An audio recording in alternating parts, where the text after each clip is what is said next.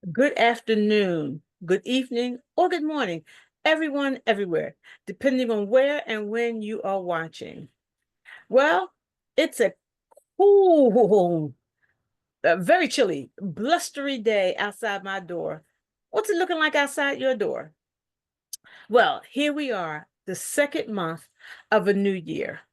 And this month is known for a lot of things, but it is primarily known for Black history and Valentine's Day. It is the month of lovers, and it's also the month of those who love our history as well.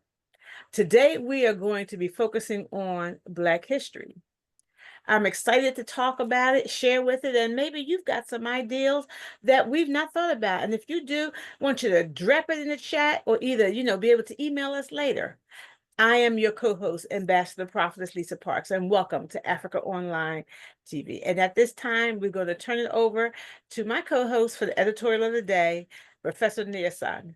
Good afternoon, my brother. How's it going down there in your neck of the woods? Good afternoon, greetings, cloudy skies, 36 degrees Fahrenheit. Those are the weather conditions out here in Maryland. All the same, we say, well, thank God we are alive. And we immediately express condolences to the families of those people whose loved ones lost their lives in those plane crashes that have happened during this week. One was over the Potomac, a helicopter and a plane. Then the other one was in Philadelphia. We give our condolences to all the families involved. That said, it is, as Ambassador Lisa has just said, February. February is the second month of the year in both the Julian and the Gregorian calendars. It typically has 28 days, although on some years, every 4 years that is, like last year, it has 29 days. February is American Heart Month, a time when all people, especially women, are encouraged to focus on their cardiovascular health. But February continues the season of winter. And the news this morning is that, I don't know how to pronounce that name, Ponswetani Phil, the famous groundhog, was pulled out of his warm burrow, and what he said was he saw his shadow, meaning we still have 6 weeks of winter. Apparently, it's always the same thing. I don't know, but those who are used to it will tell us better. February is renowned for, as Ambassador Lisa said, Valentine's Day on the 14th of February. It is also an important date in France. Valentine's Day, February 14, used to be, it was and is Bastille Day in France. But here with us, Valentine's Day is a celebration of love and affection. But other important days are also celebrated. For example, the most important to me personally, Black History Month, for which Africa Online usually dedicates most of the discussions. We also have Humpback Whale Awareness Month, National Cancer Prevention Month, and Teen Dating Violence Awareness and Prevention Month.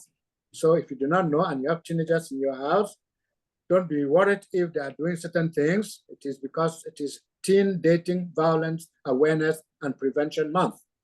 But it is also National Mentoring Month in the United States, as well as Slavery and Human Trafficking Prevention Month, also in the United States. And as already said, we dedicate most of our February discussions to Black or African American history. But why? Why celebrate a special month for Blacks or African Americans, as some have asked? And why February, the shortest month in the year?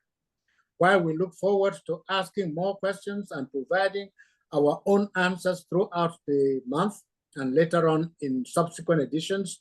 All you need to know and worry about is it is Black History Month, important. That being said, Black History Month, as historians have told us, that is a quote, a holiday celebrated every February in the United States and Canada and in October in the United Kingdom. It is an important time for remembering significant people events, and achievements of the African diaspora.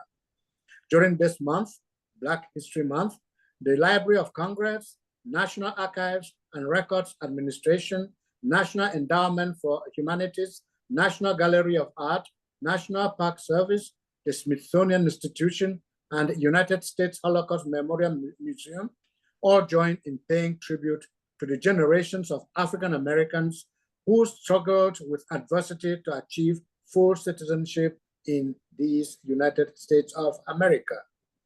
That brings us to what history and house experts have told us, and those experts anyway, not house experts, those experts have told us. They say that Black History Month is a holiday which can be traced back to September 1915.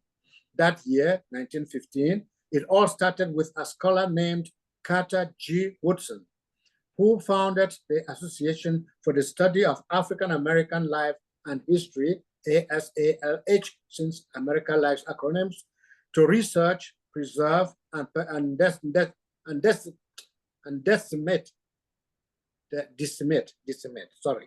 disseminate knowledge about Black life. Later on the Kent State University campus, a student-led organization called Black United States, that is Black United Students, rather, BUS, B-U-S, pushed to extend the entire month of February to celebrate Black history. That is how it got to be the full month. The first observance of Black History Month took place at the university, that is the university, what did I say? In 1970, according to Kent University, that is Kent State University. I remember Kent State because in 1968, there were those protests there, which led me to write my essay, my composition in the GC advanced level, or ordinary level rather, that I was writing in that year. So it was something that helped me in my studies. The school, that is Kent State University, became known as the birthplace of Black history.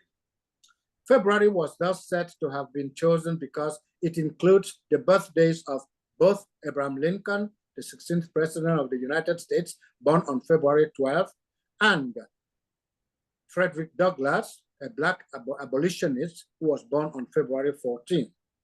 So that is how the history got to where it is.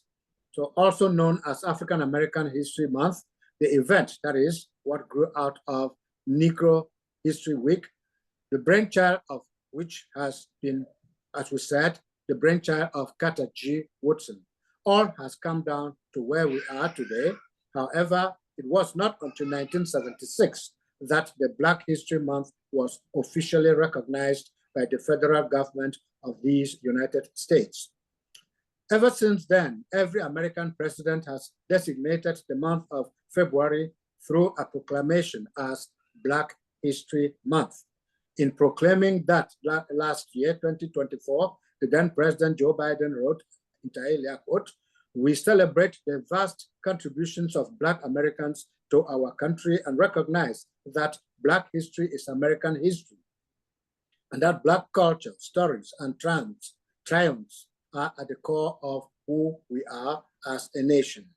This National Black History Month, we celebrate the vast contributions of Black Americans to our country and recognize that Black history is American history, and that Black culture, stories, and triumphs are at the core of who we are as a nation," end of quote.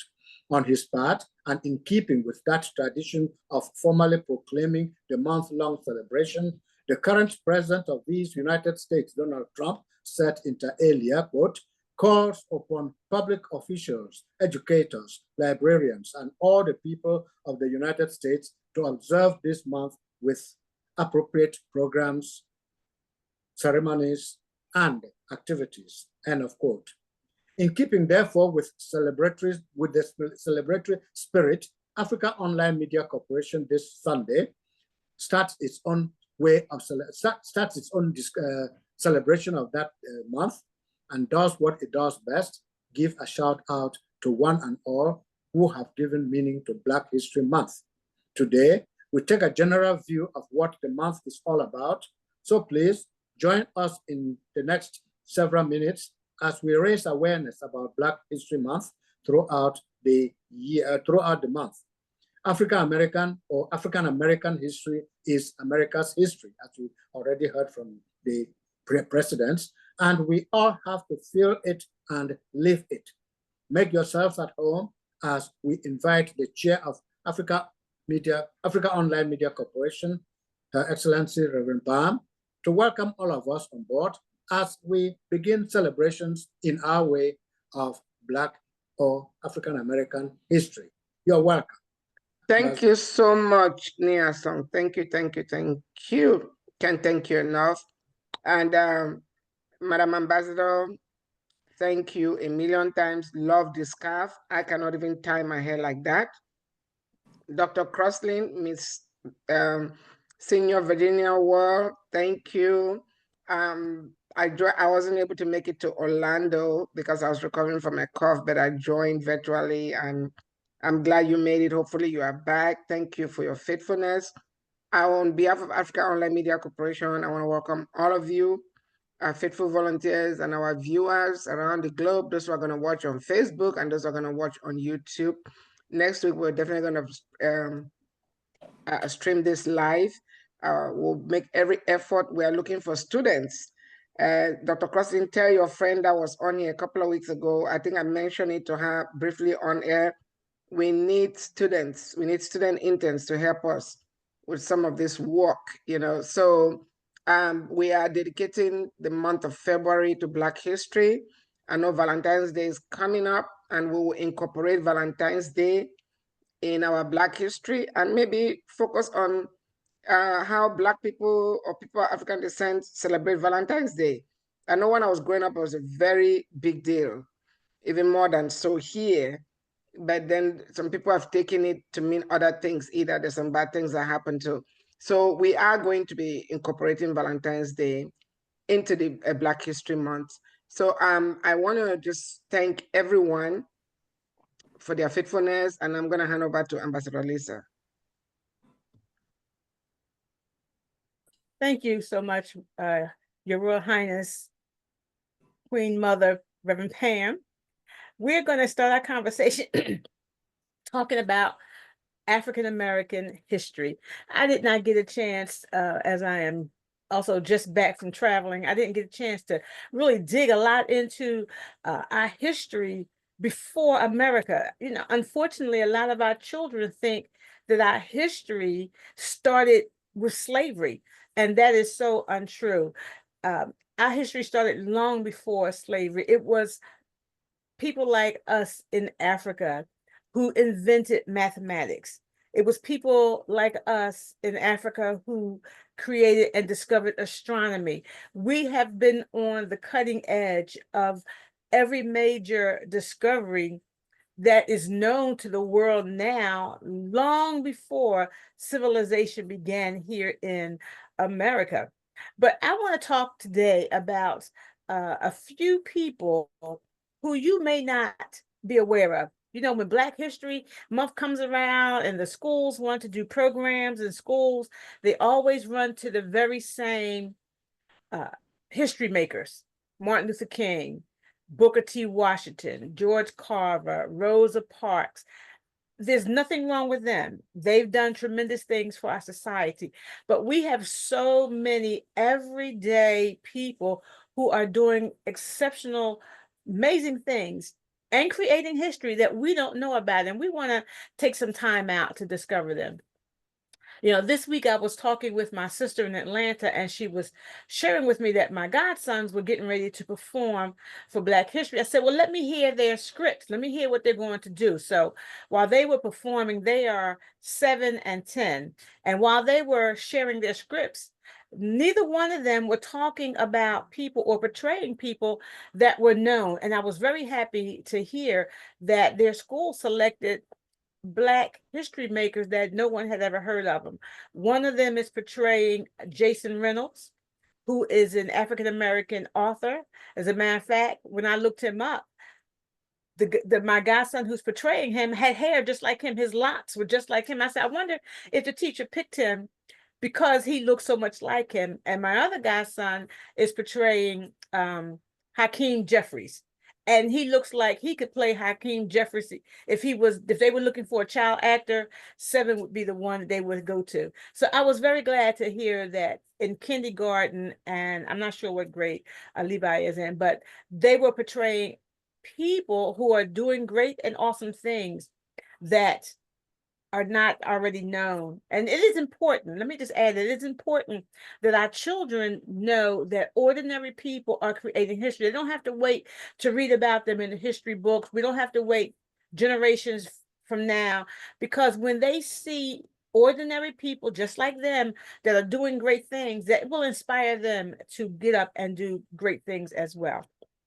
So the first person I want to talk about is a sister, and her name is Annie Lee Cooper. Has anybody heard of Annie Lee Cooper? Not really. Annie Lee Cooper, has anybody? Dr. Carlson, have you heard of her? I think she's muted. Oh, is Oh, she okay. that? Is No, I she? haven't. Is she the lady that was before Rosa Parks? Well, I don't think she was before Rosa Parks. However, she recently passed in 2010 on my birthday, November 24th, and she was 100 years old when she passed.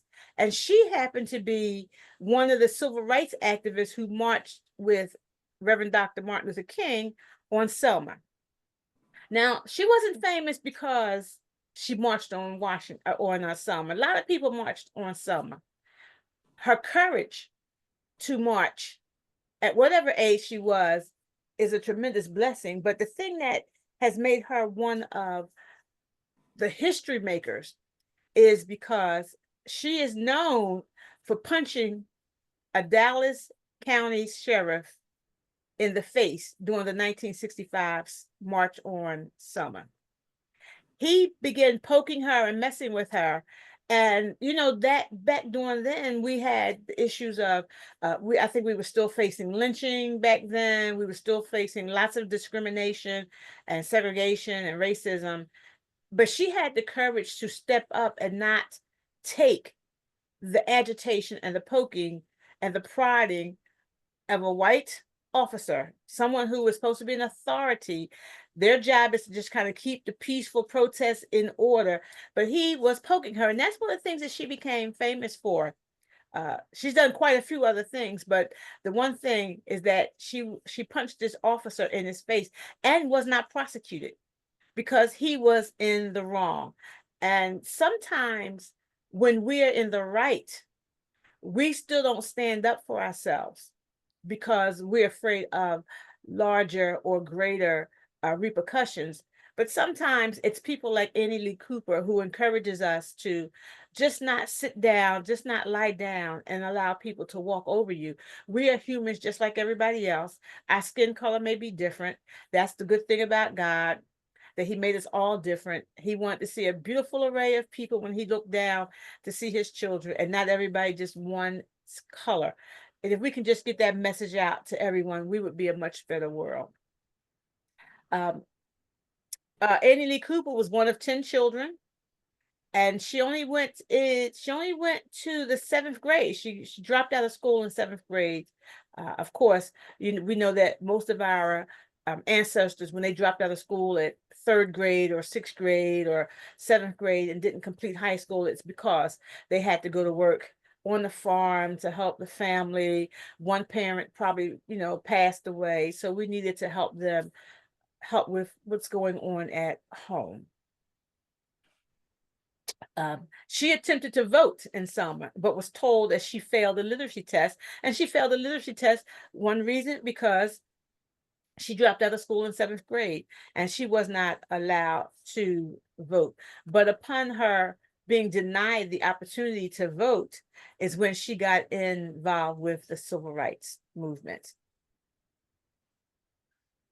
Another person I want to look at goes much further back than her. Any comments, first of all? Let's have a little dialogue about Annie Lee Cooper. Any comments about what she did, who she was, and Well, I'm glad you brought her up because she's not as well known as Rosa Parks. I know the World Conference of Mayors, they're trying to get Rosa Parks Is it birthday to be a national holiday? She Oh, will be the first. And Dr. Crossley, you can chime into this. They've been working on that because she was born in Tuskegee. You know, I know the World Conference of Mayors and National Business League, we're going to be honoring her in August. And I think there's another event prior to that, but there's no federal holiday named after any female in this country that we know I of. had not even realized that. Well, I Yeah, have so, go ahead. but I'm saying, I'm glad Mhm. you brought her up because a lot of people don't know her. I don't know of Right. her. I'm not a Black history scholar or expert. That's the truth. Even though I'm a Pan-Africanist and everything I do is to help people of African descent, and that's why we do this, you know, so our people know our people. You know, Yes. yes, she should be known. And the one thing I want to say is that when she punched that police officer in the face, that tells me she was a woman that had dignity, that had self-respect, and knew her self-worth, and was not going to take a rubbish from anybody. Exactly. Because I'm Yes. sure at the time she did it, it was a dangerous thing to do. But it tells me she was fearless, you know. So I'm glad you brought her up. That's my comment. And everybody knows that most people who marched with Dr. King were nonviolent. And a quote from her says she tried to be nonviolent, but she just couldn't say that she wouldn't do it again. And as you said, she was a woman who understood and knew her self-worth, and she stood up for herself. Wait, let me just say something that just came to my mind. You know, sometimes you need to put people where they belong. I don't believe in turning the other cheek all the time. I don't. Um, like what Congresswoman Jasmine Crockett did when she put Marjorie Taylor Greene in her place. A lot of the times, bullies are cowards. Yes, they That's the are. truth. They are cowards and they are people with low self-esteem. If you had Marjorie Taylor Greene and Jasmine Crockett in an alley, the two of them, Marjorie Taylor Greene would not dare open her mouth and say anything to Jasmine Crockett. But she could say it in a crowd in Congress because she knew that, but she did not see that coming. And Jasmine Crockett is intellectually superior to Marjorie Taylor Greene, and of course more beautiful. So I just say that when you brought this up, I think she had a Jasmine Crockett moment, because at some point you need to let people know where they are. Like I was telling somebody just a month ago, I said, don't let this title of a reverend fool you. I'm not one of those regular reverend. I'm an African tigress, and you touch my tail, you will get what is coming to you. You know, so sometimes people take advantage of people, or they try to bully people, or when you are nice or you're calm, or they take it for weakness. And sometimes you have to put people in their place. Not only I was reading a little further, it was saying that not only did she hit the rather she didn't hit him, she punched him in his face, knocked him to the ground, and jumped on him. And people had to, Really?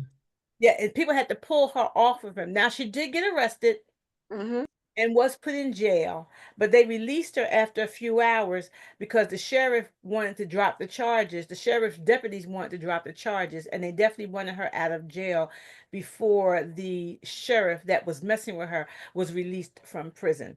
So apparently he went to prison for provoking her. But Oh, as that was rare, but that was good, yeah, and because it was self-defense. yes, and it says that she spent her time in prison singing spirituals. I often said if it was ever, I'd be the one singing the spirituals. I'd be singing all the But songs. you know that's where Amazing Grace came from the slaves on the bottom of the ship. Not the words, but the melody. That's why nobody can take credit for the melody of Amazing Grace, because they don't know the names of the slaves that came up with it. Yeah, I did not know that. Okay. Oh yeah, oh yeah. I heard that from Winter Phipps. You know, he was saying that when he goes to heaven, after seeing Jesus and Abraham and all the others, he definitely wants to meet that Negro, the unidentified Negroes that came up with the melody for Amazing Grace.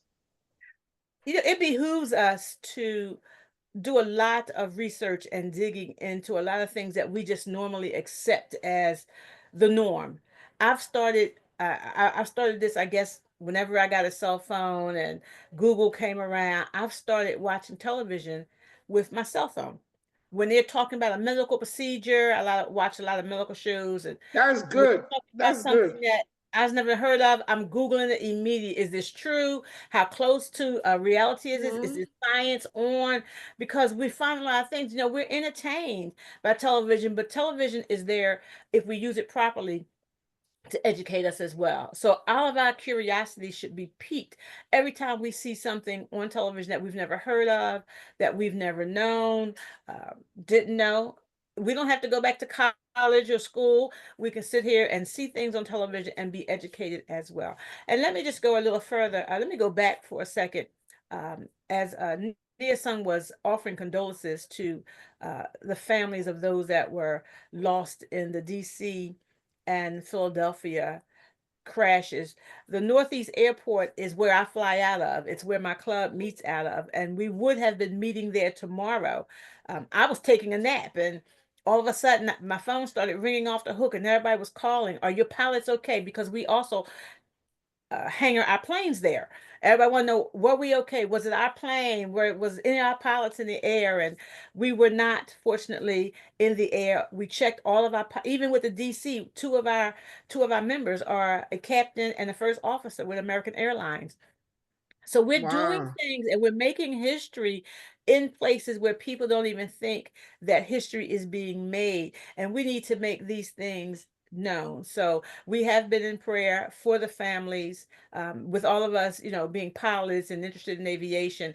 Of course, these things hit close to home to be coming back to back like that. It's simply amazing. I couldn't believe my eyes with what I But was seeing. I am so glad, Ambassador Lisa, you brought that up. I think Niason mentioned that too, and I think I got distracted. But Mhm. when this thing happened, I was just in prayers for the family. I Yes. think about my large family. We travel a lot.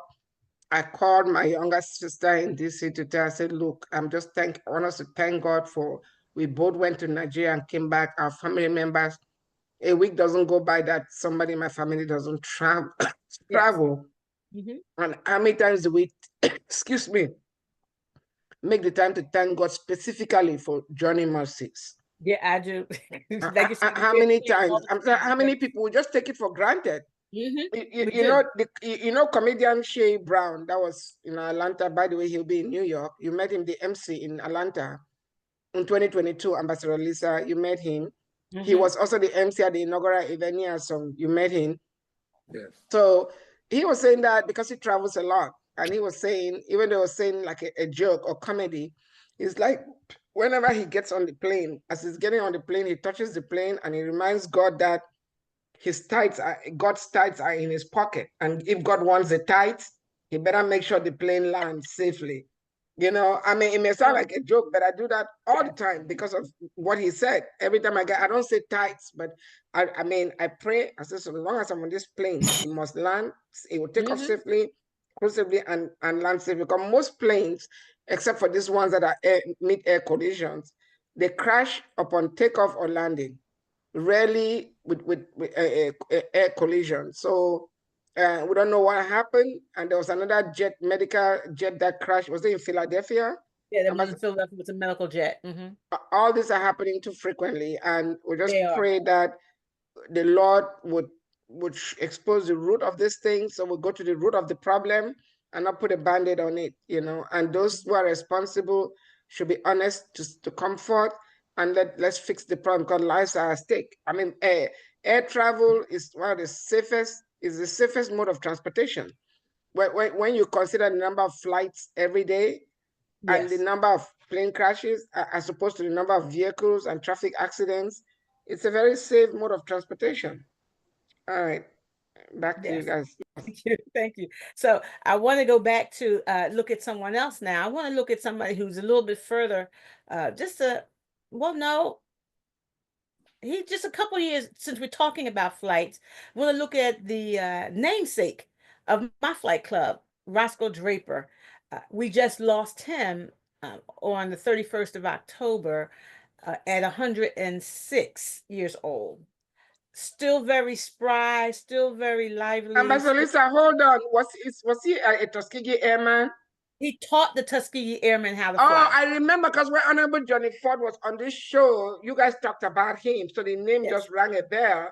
I did, sorry to interrupt you, but you know the show is unscripted. But when you mentioned that name, it lit me up. I did go to the hangar where the Tuskegee, the Red Tail, I actually saw them, you know, in 2023 in Tuskegee, Alabama. We went there, we saw the planes, and one of our business partners or collaborators, Honorable Chuck DeBow, the president of the Black Chamber of Commerce, National Black Chamber of Commerce, his dad was a Tuskegee Airman, and we saw the dad's picture there, and we saw his name in the book. So go ahead. Yes. So Roscoe we call him Coach, affectionately call him Coach, was born right here in Philadelphia, in Haverford. Well, not in Philadelphia, but just right across the street. We have Sea Line Avenue, and one side of Sea Line Avenue is Philadelphia. The other side of Sea Line Avenue is Ballard Kenwood. And he was one of the men who taught the Tuskegee Airmen how to fly. He was the last living instructor. So we're still grieving and celebrating at the same time the legacy and the life of Roscoe Draper. And as we go out to teach, we go out to a lot of schools, we go out to a lot of career days. And as we're introducing aviation to a lot of children, the first question I ask is, does anyone know who Roscoe Draper is? And everybody's like, nah, never heard of him. So it grieves me that our schools are not teaching a lot of the important history, but then again, it's not also on the schools at all. We're not going to go into that right now, but Roscoe Draper was one of the Black men who taught Tuskegee Airmen how to fly when not the entire world, but the United States did not think Blacks had the brain capacity to fly. A lot of them were not even allowed to join flight schools. There are quite a few in our educational presentation who bought their own plane, built it, started flight schools to teach African Americans how to fly. And while we were in World War II, all the white bombers that were fighting, they all did not want to leave the hangars. They didn't want to leave the ground without a Tuskegee Airman on their wing, because we lost not near soldier, not near plane, while they were riding shotgun, as you will, during that war, all because of Roscoe Draper and the other one we affectionately call Coach Anderson, Chief Anderson. They were responsible for 900. I think it's not. I think it was about 900 men they taught how to fly that participated during World War II. Now here in Philadelphia, we have a very large Tuskegee Airmen chapter.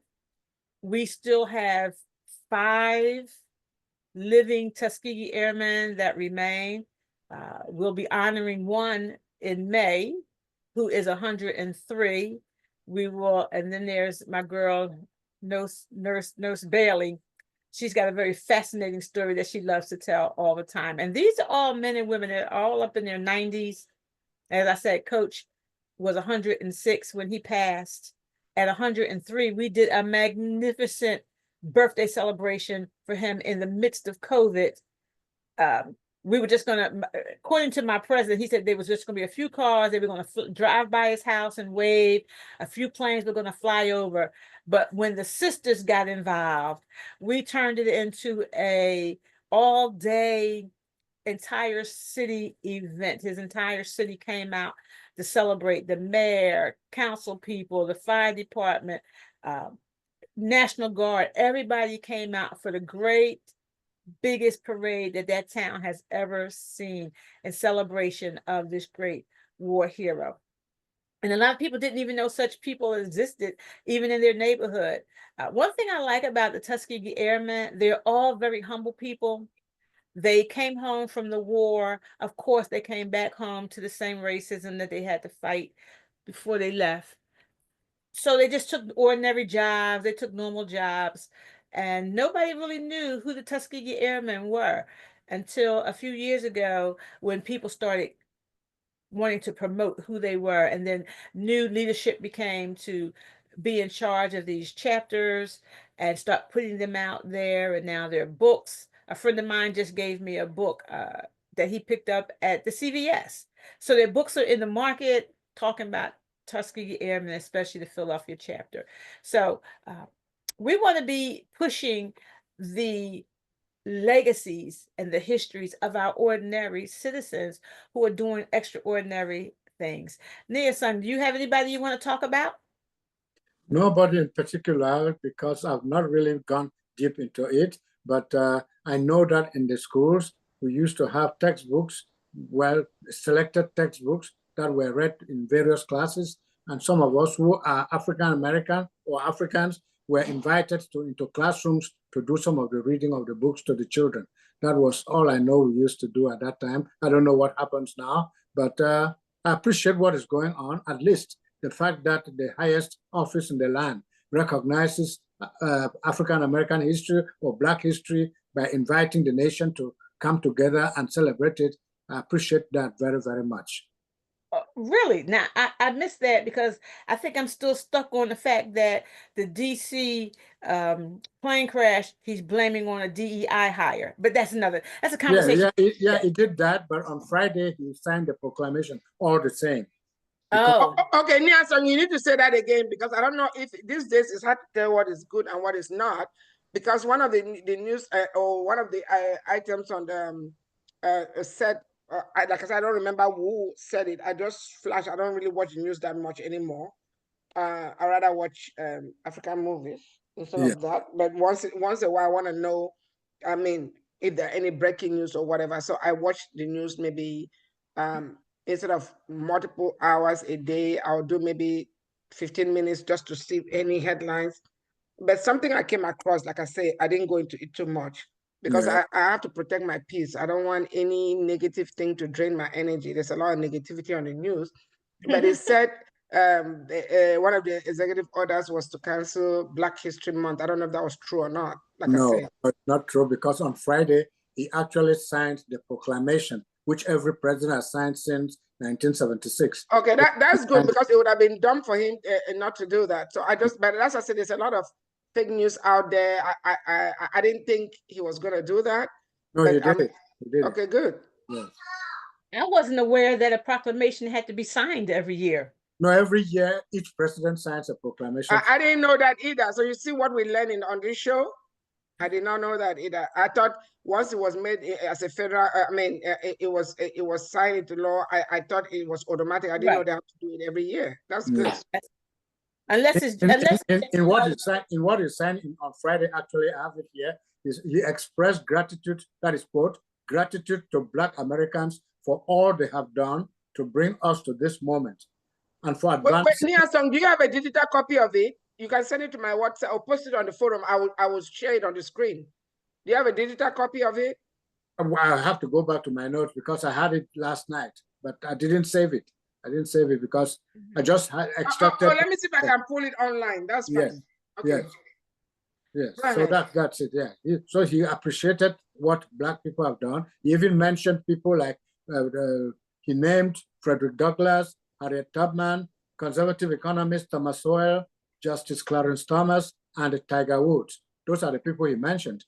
Clarence Thomas, of all people he mentioned. I mean, I didn't expect that. I know it's on his side, but okay. Yeah. I think not Ambassador, Dr. Crosby has been so quiet.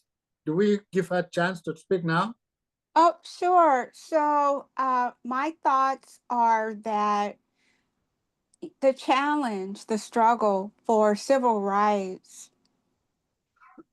continues. And in my book, Crossing Over on the Shoulders of Giants, that is the profound statement based on my research and my mom's Crosland v. Mountain States landmark Supreme Court case, where the EEO statement, we will not discriminate against you regardless of your, based on your age, national origin, religion, sex, disability, and the list just goes on and on.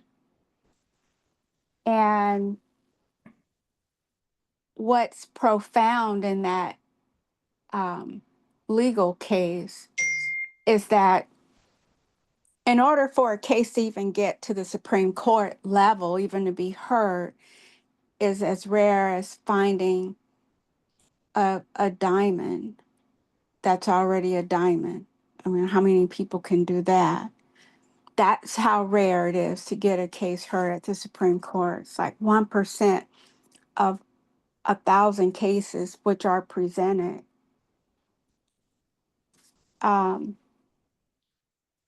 and the fight and the struggle still continues. Is profound. People are still being hit by police officers, and as lately as George Floyd being held down too long. So I don't think this is a time to sit back and celebrate how far we've come. We still have a long way to go. And it angers me to be proactive on my block and my community to continue that fight for my rights, because my watching my mom as my role model and following in her footsteps is my mantra. You know, I feel what my mom felt. I look like my mom. I act like my mom. I feel that what I do every day matters. And I don't get comfortable and celebrate my small victories. And I have them daily because the fight is daily. When I listen to Congresswoman Cori Bush tell me to my face that she's angry, that her struggle continues. You know, she got beat down by a St. Louis police officer, sheriff, deputy. So it's like no amount of money, no amount of legislation can stop that pain. It's not going to bring George Floyd back. So, as a people, as a nation, we must stop pointing fingers. We must stop blaming someone else for us not getting off of our butts and doing something about our own situations and how we treat ourselves and what we tell ourselves and then what we tell others. Because I'm not going to waste my time listening to nothing that doesn't benefit me. I don't just go to the TV and just turn on something just to hear noise. If it's not benefiting me, I'm not going to listen to it. And I have the same freedom of speech to not listen to anything going inside my ears that's not benefiting me. That's right. So I don't tell other people what to say or what to think. But when it benefits me and my situation, I tell people who I know want to listen. But I'm not going to force my lived experiences on other people. And I definitely respect World Conference of Mayors, Friends of the African Union, this platform, because we all have lived experiences. Sometimes those lived experiences are going to be different. But it's not up to me to tell someone who is suffering from a challenge, oh, just get over it. No, I'm going to tell them fight. One lady approached me at the assisted living and took 5 minutes just to tell me that she didn't like the music that's piped in at her living at her assisted living facility. And I listened to her. And then and she asked me for my advice, and when I told her to fight, she said nope, she didn't want to. I told her, well, that's fine, because her fight, her struggle, she said that her days are, of fighting is over. So everybody has a right to fight or not fight, but that for now, that's my choice, because that's what I have experienced growing up. That is my lived experience, to fight. Thank you. That is so profound, Dr. Crossley. And I just put on the chat there what you were saying. It lines up with Mark 4:24. It said, "Be careful what you hear," because what you hear can either bring you joy or anger or sadness or pain. And those who work with me, they know I don't like negativity. I don't entertain it, because when you hear negative things, and that's why I've really cut down what I watch on the news. There's some news channels that I used to watch. I'm not gonna say it because I'm not trying to bash them. I don't watch it anymore. I used to watch just two mainstream channels. Now I watch only one. And I just don't want to listen to anything that will grieve my spirit, because whether you like it or not, or even when it's not just about the news, there are people that are distributors of pain. They call you every time they call you something negative, or they want to badmouth somebody. They find a problem for every solution. And that's how they are. That's who they've chosen to be.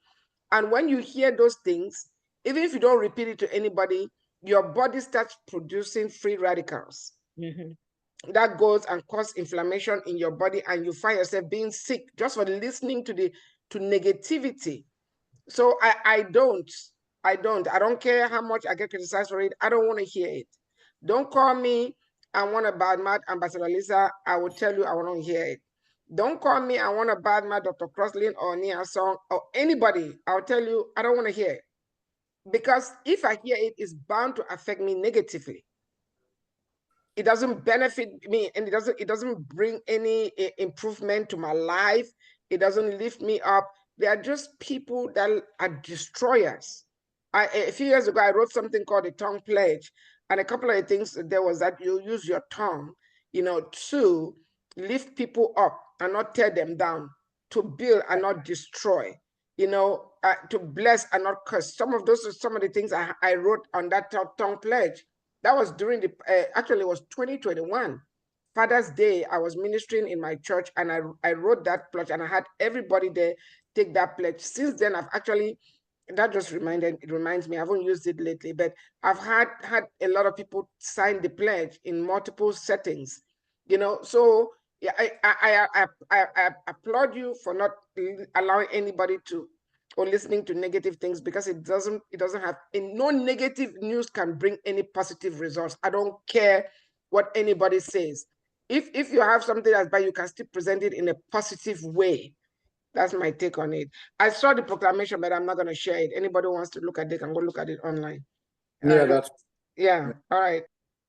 Thank you, Reverend Pam and Dr. Crossland, for your insight and your input. And especially thank you for your mom as you continue her fight, how she stood in the gap for equal rights for African Americans to be hired on the job. They say we're equal opportunity employees, and then they find another reason to not hire you. And we know that that is the case, that they're hiring you because of the color of your skin.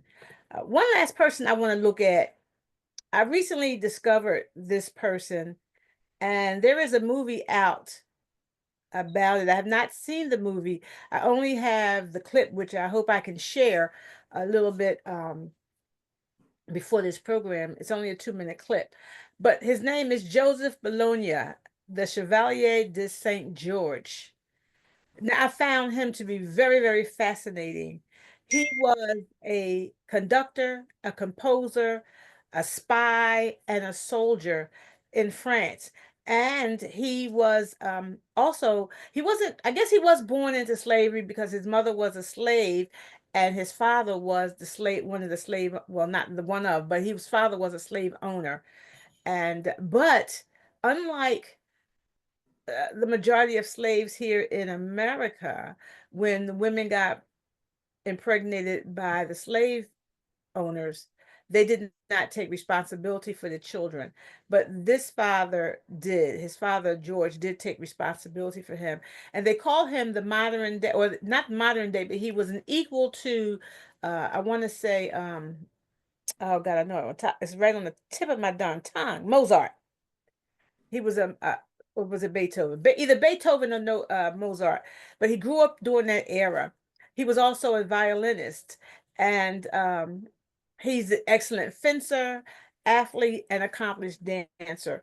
His father made sure that he was very well educated. He still had some challenges because of the color of his skin.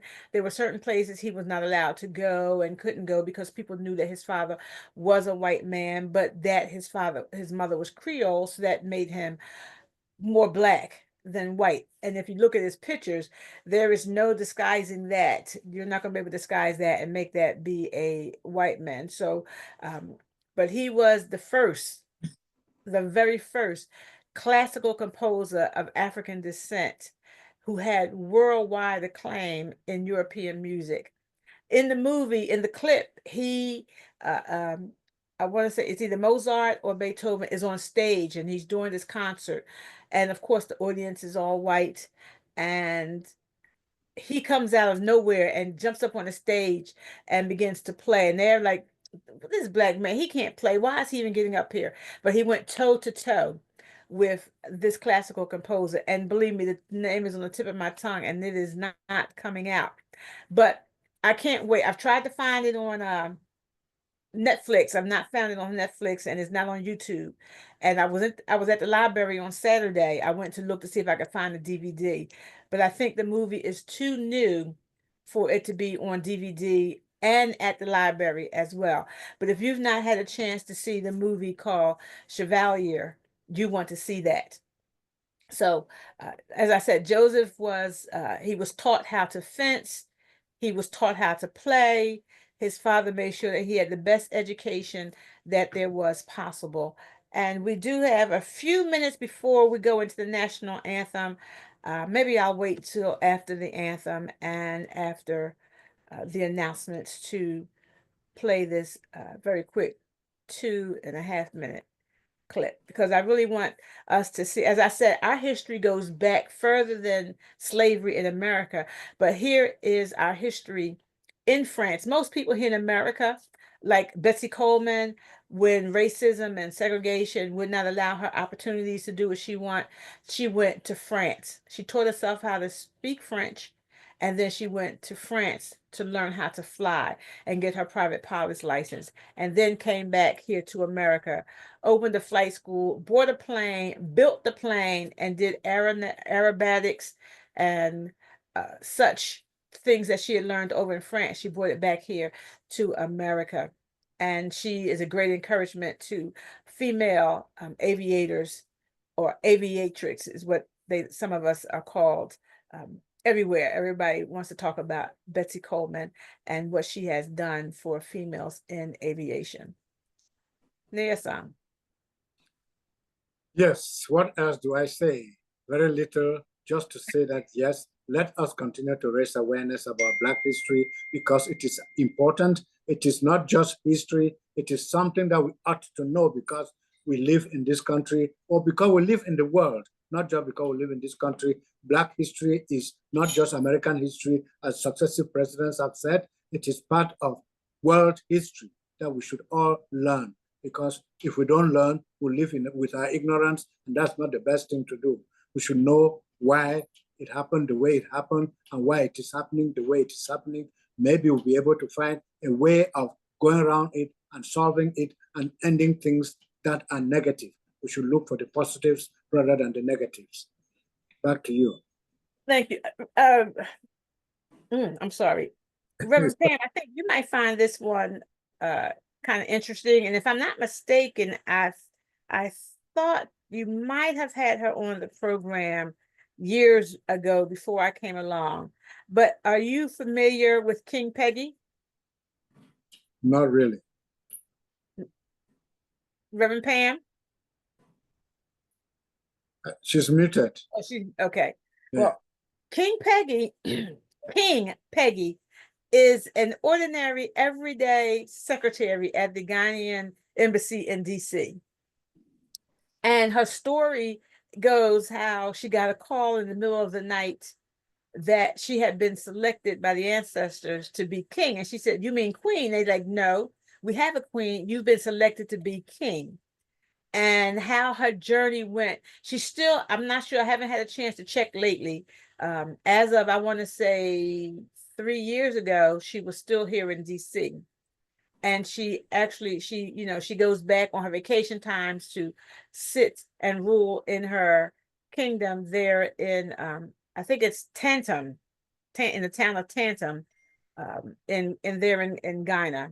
I can't pronounce the district in which she comes from, but I love her story. I love her story of humble beginnings, just everyday secretary, and now there's a king who sits on a throne in Ghana and then comes back to America and sits at a desk and just be the secretary. I think that's really a fascinating. Here again, we have an occasion for an ordinary person to be making history. I think we had a couple of minutes uh, this month, and we've had my president on the show a few years ago, but this month, an organization here is doing a Black History program, and they've decided to settle on focusing on the historic history makers in their area of West Philadelphia. Last year was the first event they had. It was so powerful. I served as a guest judge.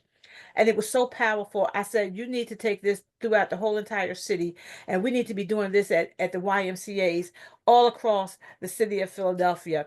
Highlighting those people who are historians and history makers in the area where people live, so that people won't say, "Oh wow, Reverend Martin Luther King, but he comes from Georgia." George Carver, "Oh wow, he comes from here," or uh you know we grow up and we hear these stories and we know that people come from other places, but she's focusing on the historical people who are making changes and making history in our area. So this year we will be focusing and honoring the president of my flight club. He was like, "Wow, I'm just an ordinary guy," but that's what we're talking about. Ordinary people who are doing extraordinary things. Here he is, basically raised by a single father who was always on the road. So he was passed from relative to relative. He went to 5, 6 different high schools, but yet he's a pilot. He was trained to fly his plane by Roscoe Draper. He is an ordinary man doing extraordinary things, a firefighter, a Buffalo Soldier, a police commissioner. And we want to encourage our young people that they can dream and do small things that will bring about big change. And I think that is the focus for this year. She's trying to pull out more living historians. It's okay to read about history, but when you actually have an opportunity to see, meet, touch, and feel people who are making history, making a difference, not only making his story, but making her story as well, these have powerful influence and it makes powerful impacts in the lives of people. So if We're you coming up to the top of the hour.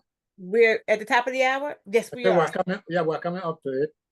So if you've not had a chance to read the book about King Peggy, I encourage you to get it. It's called King Peggy. And the reason I found out about her is because the author is a friend of hers, but she is also a direct descendant of King George. I believe she's a direct descendant of King George. And she wrote a book. I don't want to say what the title is because it's not a nice title. But in the back, when they're talking about her, she talks about meeting this woman and going to be writing her story. So I was in great anticipation to see the story that she was going to be able to write about King Peggy, and it was everything that I thought it was. It's a beautiful story, and now she has her church here in Virginia. No, I think she lives in Maryland, in the Maryland, D.C. area.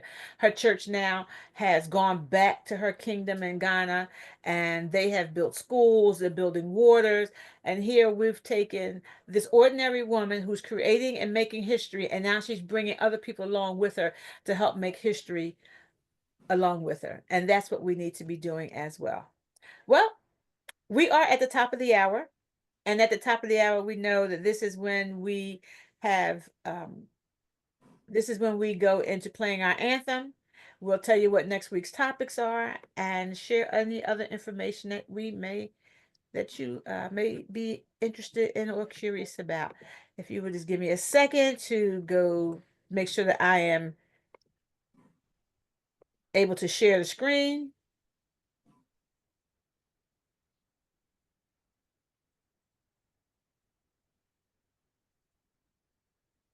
Let's see. There we go. Tomorrow marks the start of Black History Month, a celebration.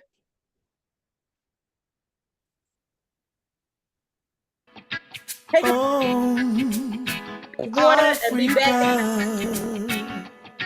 Oh no.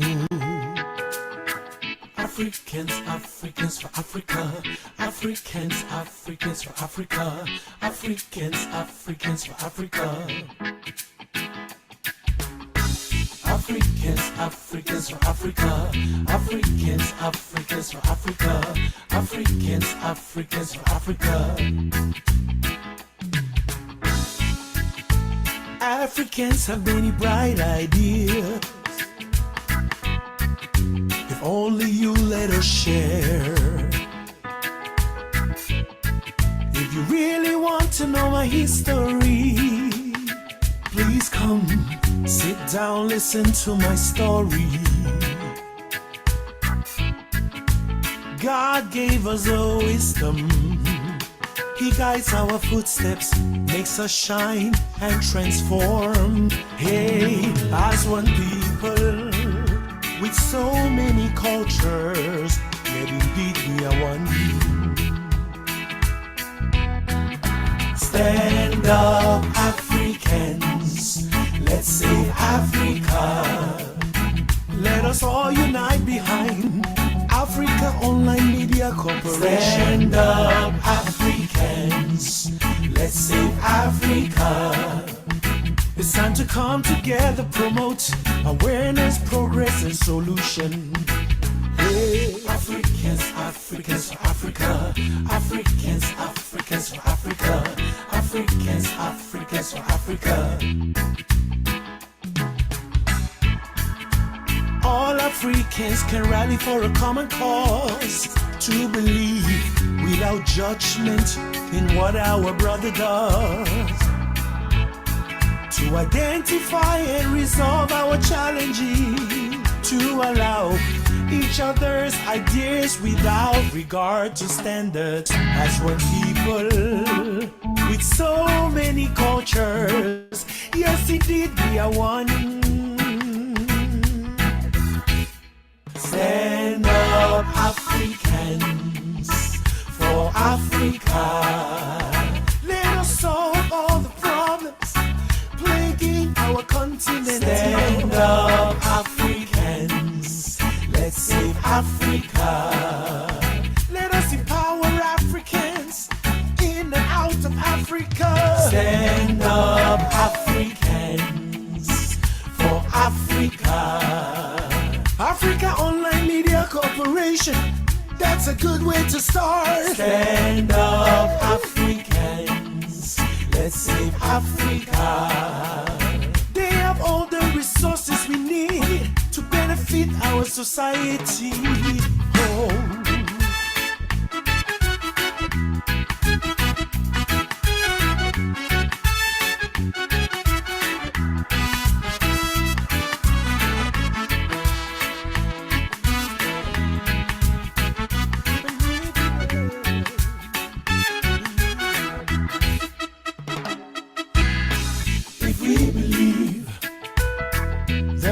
Education for everyone. If we believe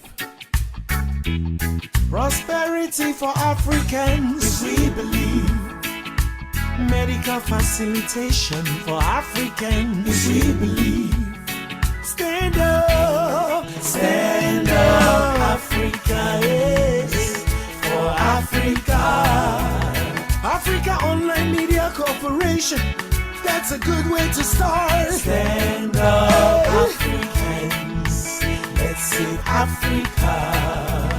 Africa is the cradle of civilization, the motherland. Stand up, Africans, for Africa. We were enslaved not because we were weak, but because of our hospitality. Stand up, Africans, let's save Africa. Jump on the Africa Online Miracle Jet. Don't be left behind. Stand up, Africans, for Africa. Together we shall succeed. Together we will win. Stand up, Africans. Let's save Africa. We are writing our own story, the truth, and we shall tell it to the world. Stand up, Africans, for Africa. No more lies. Africans own Africa. No more lies. Africans own Africa.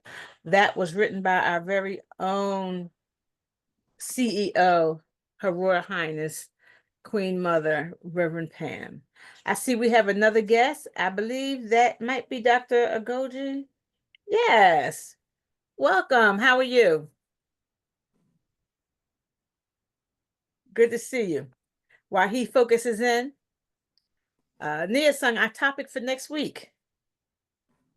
Next week is going to be recognizing and appreciating or raising the awareness about the Black inventors that we know or that history has identified. There are a number of them, many, but we'll be able to identify them and talk about them. I hope so. And if you know any particular Black or African-American person whom you want to recognize, please don't fail to come on, Zoom in, and we talk about that individual or those individuals or those groups, because we need to recognize them, appreciate them for what they've done to make this country and the world a better place. So Black inventors next Sunday. Thank you, Professor Nirsang. Africa Online has a sister organization, which is called Africa's Brain Bank. And they will be, and we will be celebrating, or they will be, that's our sister, so it becomes us, but celebrating their 6th annual summit and charity ball, this time right here in the Big Apple, New York City. It is not too late to start thinking about, or no, rather, it's not too early to start thinking about planning to join them in New York for Labor Day weekend. Yes, Labor Day weekend. I've got something else going on Memorial Day weekend. Labor Day weekend right here in New York. Go visit Africa's Brain Bank. That's Africa's with an S, brainbank.org, to see the flyer, get information. I believe the links are up where you can start registration. Don't want to wait till the last minute. You want to get in on the ground floor, get that registration played. I believe it's Africa's Brain Bank 6th Annual Summit. Yes, okay. Okay, sorry, that's the ticket link. I'm sorry. Let me go back on mute. Oh, that's the link for the ticket. Okay, I was trying to read what was that popped in. Labor Day weekend. That is the first weekend in September. I don't have the dates on me, but it's the first weekend in December. And you want to be there. Get your red carpet gown ready so that you can walk the red carpet and be a part of what we are doing, as the focus of Africa's Brain Bank is to keep the African brain on the continent, and they're STEM focused as well. So if that's where you're lit, that's producing or seeing movement happen, you want to join in. August 28th through September 1st. I had the wrong weekend then. Okay. August 28th through September 1st will be Africa's Brain Bank 6th Annual Summit and Charity Ball. So today we're talking about Black history, and we're focusing in on some of those history makers that we don't readily know about. And as I said earlier, I was hoping to be able to share the link for this movie because we really want you to see it. Is that a beautiful, handsome grandson down there? Yes, I have to go out with him because he's come down from upstairs. Okay, well, I'm going to share this little clip because I really want to encourage you all to go ahead and do that while I go with this young man. movie. Yeah, let me go upstairs with this young man.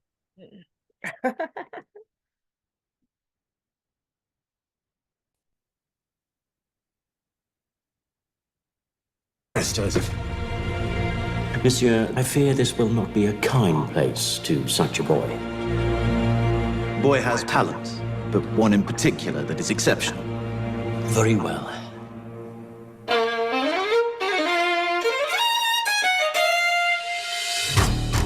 I realized the more I excelled, the less I was alone. Were you always so competitive? The show-off who spoiled Mozart's concert. May I play with you, monsieur? Well, I hope this won't be embarrassing for you.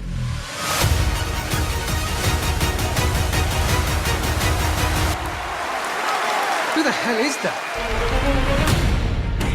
You are quite a remarkable man, Joseph. I, Marie Antoinette, Queen of France, hereby anoint you Chevalier.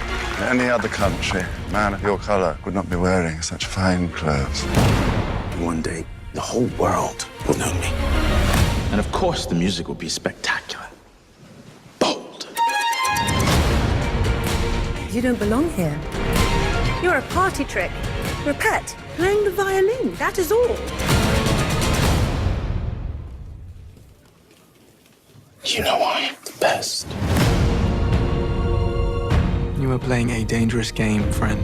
You forget your place, boy. Break his hands. This world is painful for us, my son. But there is always the choice to fight. I'm putting on a concert. Let us fund the revolution. You cannot afford to make any more enemies. France is changing. You could be more influential than you know. Leverage it.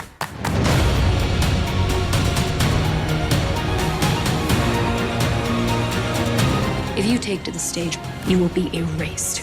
There will be no new France. You cannot topple what has been ordained by God. Not everything is about you people.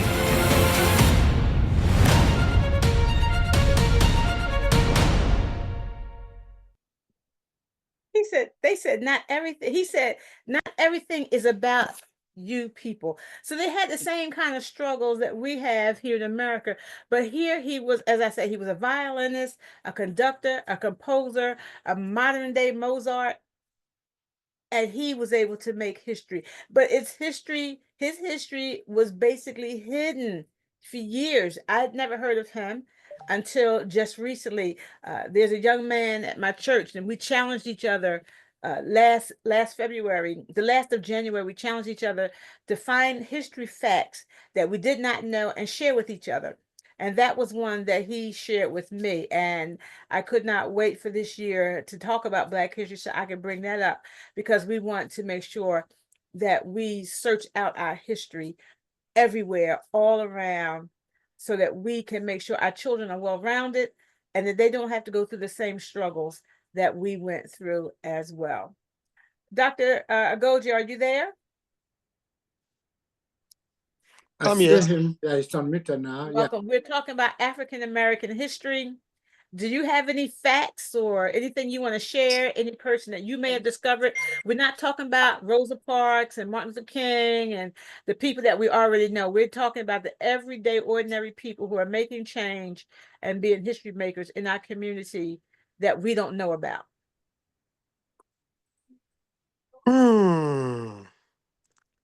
Well, I can talk about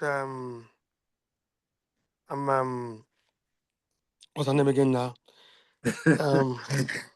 Well, there is an African American woman, a fake one, It was in the news. Spokane heritage lady who was a white from Montana who claimed to be African American took the name Ngozi and was championing the NCCP national things about African American and color people in America. I remember what's the name now. But why I like her is this: even though she was a pure white woman who changed to be a black lady, and they continued to head the. Let me see. Let me look at the names. I'll give you complete story.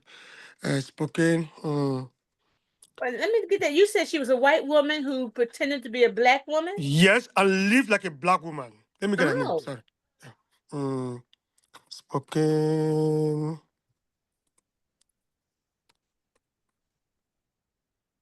Those things come and go at times. That's a new one. Yeah. I get her name now. I like you say. Okay. Yes. Her real name is Rachel Dolaza. And she changed her Rachel, Rachel, last name Dolaza. So, and she changed her name to Ngozi, somebody to a Nigerian name, Igbo That's name. a Nigerian name. Yes, she changed it. So, basically, there are two sides of the story. Some black people don't like her because she was in charge of NCCP, which is an organization taking care of black, but she lived like a black woman. Sorry. She lived like a black woman, championed the fight for black woman. Everybody thought she was black until they found out that she's from Montana, completely white, and turned to become black, and they fired her from her position. Also lost her job as a professor in the university because they feared that she lied and deceived people that she was black. So my take in this is that some people say, why did she do that and become head of black organization? But she was fighting for black people and doing things for the black people in this environment, period. But why I like her is that how do put it that way? Even though she lived like a black, even though she wasn't black, for her to have lost her job because of her so-called fake lifestyle, and then she moved from here to maybe somewhere in California, get another job, they found out and fired her because of that particular lifestyle. My question is, why is it that when people pretend they are white, they are held, like Michael Jackson lived like a white man all his life and he was never punished? And now this woman lived like a black woman and she's going all through hell, can't find a job because she wants to be black. Because she just wants to be black. I mean, and we have things like gender, people want to be women, people want to be anything. She wants to be black and let her be a black woman. Is it a crime want to be black and change your life to be a black woman? So that's I like to talk about that lady. Because I feel like if you say you're a black man and live like a black man, do everything like a black man, as long as he's not doing that to get a personal gain, there's nothing wrong with that lifestyle. And why should she be punished for living that life as a black? That is the big question. Anything done by a black person is not recognized until pressure is put on everybody else. It's unfortunate. So I wish we, the black community, can ask the question: what crime has she committed? Even though she pretend, I mean, for me, she didn't lie. In her mind, she's a black woman. And live like a black woman and live like a black woman. Is that a crime? Okay. Thank you. I think we're all muted now. Okay. Ambassador Lisa, you are muted. You are muted. Can you guys hear me? I'm sorry. Yes, I'm sorry. I'm saying because being black is almost a crime. So if she wants to live like a black person, then they're going to be treating her like a black person. She's not going to be able to find the job that she thinks she's qualified for. There's going to be racism in the banks, at the housing. She'll find out exactly what it means to be a black person. Yeah. So the question is that she never did this for personal gain. She did We this don't do to it for fight. personal gain. We do it just to live. We're just trying to live. Can't we all just get along? So it's funny. She was actually president of a NAACP, Uh-huh. which is it's a black society that fights for black and color people in Spokane. Yeah. In Spokane. Oh, okay. Put her name in the chat box because I would like to look her up. Yeah. Can I just say something real quick? Thank you, Dr. Goji. You just brought something to my mind, which I was going to say earlier, but as we celebrate this Black History Month, I want to take a minute to thank all the African Americans, both dead and alive, our brothers that were kidnapped from Africa and brought here, for paving the way for us to be here. Without them, we would not be here. Their resilience, their patience, their hard work, their sacrifices, their tears and blood made it possible for us to even be here today and to even have this freedom of speech that we have right now. So I want to take a minute to thank them. Thank you. Yes. I want to talk. I'm sorry. I'm sorry. Yeah, go ahead. Go ahead. I'm sorry. I thought I was having a nosebleed. I was scrambling for the box of tissues, trying to find where my tissues were. But anyway, you're not allowed to have any more nosebleeds. No, I am bleeding. I am. Tell your nose that. Right, yeah, so go ahead. Yes, it looks like we have to wrap it up. So if we can all unmute, please, and stand by so I can call on us to unmute. I mean, to say our last words. Dr. Gloria, are you still on? Yes, Yes. please. Your last word as we wrap up today's discussion. Oh, well, trying to make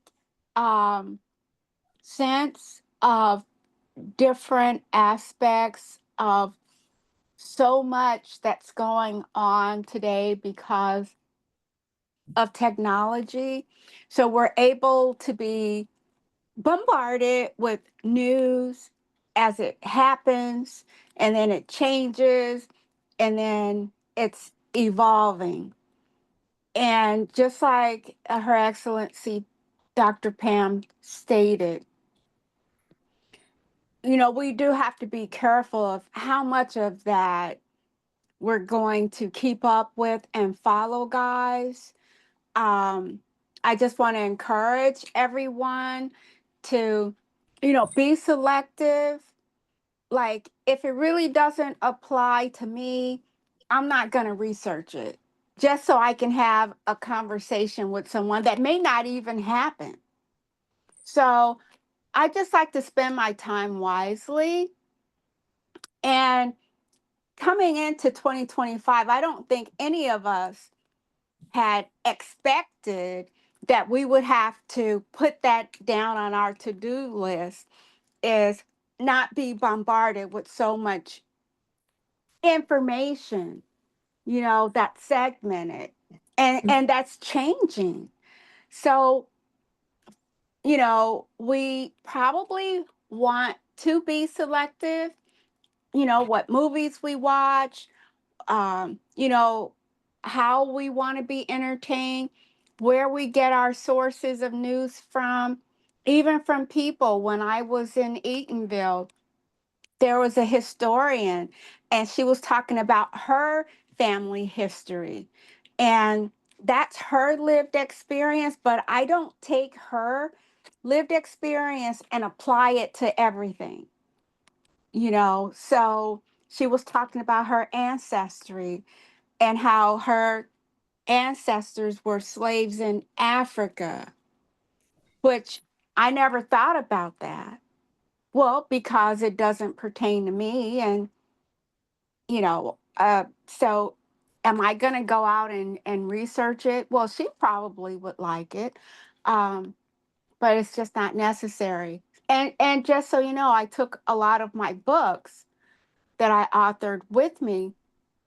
And because of the changing times, because of being bombarded with so much information that's constantly changing, I was like, everybody probably needs to focus on their corner, like their lived experience and how, and use that time wisely so that they can focus on themselves. Because that's what I plan on doing, is focusing on me. So funding got cut for, like, say, Boys and Girls Club. Well, Black people weren't getting the funding to begin with. So people are up in arms like, oh, funding's cut, but they weren't getting the funding anyway. And if they're not applying for grants, it really doesn't even affect them. So I just want you to add that, like, let's just be selective as to what we listen to. Thank you. Yeah, so Dr. Ogoji, I know this lady. I know about that lady. I had seen her on the news with that controversy. I didn't remember her name. I didn't know she was from Spokane. There were a lot of Black people that accused her, for lying about her identity. I just didn't know her name. So, Ambassador Lisa and Nia Song are away from that desk. So, Dr. Ogoji, thank you, Dr. Crossley. Can you give us your last word? Well, I mean, all I would say that being Black is great, and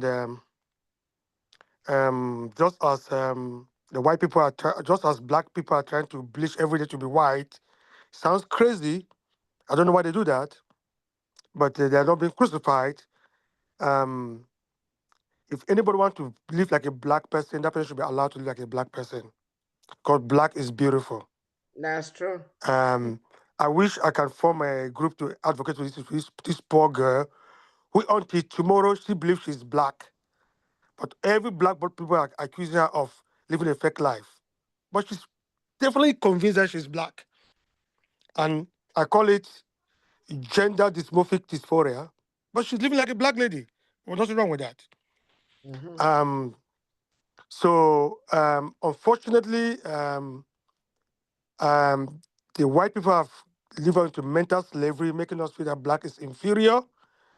That's something that it would take generations to change. Why I keep on saying this, because as growing up, I remember every time I talk about God and devil, God is a white man and devil is a Black man. That was crazy. When I became wiser and I talked to people in America, when people, before they saw Black people in this planet, devil was an old white man with horns. Why God is a beautiful white man. So the mental slavery, mental destruction, cultural destruction of a Black race is long overdue to change the narrative. So we have to tell our stories. Let not allow people to tell our stories anymore. I'm a big advocate of being Black, and Black is beautiful. Thank you. That's right. Dr. Goji, it will not take generations. Africa is rising and people are aware. Even from you were at our inaugural event in DC in 2019. You've attended all of them except this last one in Nigeria because you were going to Nigeria later that month. But the story is changing, and it's incumbent upon us, the parents, to instill that in our children, grandchildren, and generations to come. James Brown said, "I'm Black and proud." James Brown said it, and we don't. But this lady, I don't know if those people are her biological parents. I don't know if they've done DNA because Black women, Black people are the only people that can give birth to a white child. We give birth to blonde hair, blue eyes, babies. We give birth to babies of all races, all shades of melanin. So the Black people, every race came from the Black race, including the people who call themselves white. They are not white. They look more like pink to me. I don't know why they call themselves white. Just like we are not Black, we are brown. But anyway, is she still in Spokane? No, she left Spokane trying to find a job. She has been crucified for lying. And up to tomorrow, she says, I am definitely Black. I am Black. I am Black. I am Black. Well, I mean, the good thing is that, if it makes her happy, they should leave her alone. Thank you. They should leave her alone. But I just want to say it's Black History Month. To me, we should acknowledge Black people every day, not just on Black History Month. I know somebody one comedian made a joke that Black History Month was assigned on the shortest month of the year, which is February. And you notice before the month is over, there are other things happening like the Mardi Gras and some other things happening in February. So it's not just of a black, but we don't need a month to be recognized. We should recognize ourselves every day. And that's one of the things we try to do, on this show, and also our sister organizations where we recognize our people. So thank you all so much, Niasom. Yes, I thought you were wrapping and Ambassador up. Lisa, I hope you're giving doing well. I will call you offline. Okay, Ambassador Lisa, your last word.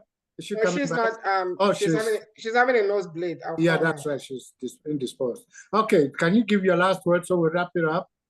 I just did. Everybody has given their last word. Okay, then that being said, thank you all very much. And please, next Sunday, we're going to be talking about Black inventors. So please come along ready to participate as fully as you can. Thank you all very much and have a great Sunday. Bye for now. You too. Bye.